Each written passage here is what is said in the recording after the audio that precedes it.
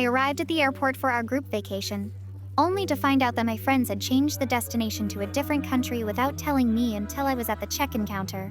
I stood there with my suitcase and my passport, watching them laugh and joke about how they decided to switch to a party island at the last minute because it was cheaper. I had spent months planning a quiet cultural trip to the mountains because they knew I was recovering from a stressful year and needed peace. They didn't even apologize.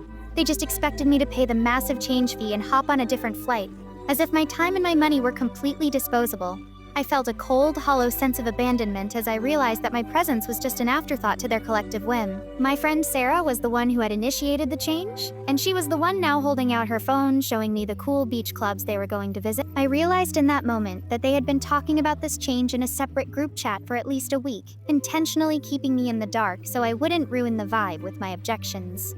They knew I wouldn't have agreed to a week of clubbing and heavy drinking, so they simply decided for me and hoped the pressure of being at the airport would force me to comply. It was a level of manipulation that made the bright airport lights feel blinding and cruel, exposing the rot at the center of our friendship. I'm not going, and I'm definitely not paying $500 to change a flight to a place I never wanted to visit in the first place, I said, pulling my suitcase away from the group.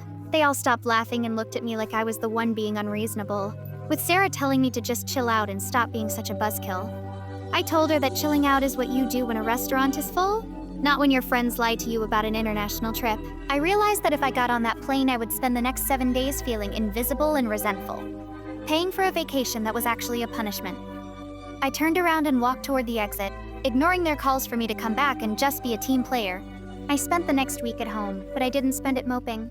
I used the money I saved to book a solo retreat at a spa in the mountains, exactly the kind of trip I had originally wanted. I blocked the group chat and spent the week hiking, reading, and actually getting the rest I needed. When they came back from their trip, they were all exhausted, broke, and complaining about the drama that had broken out between them on the island.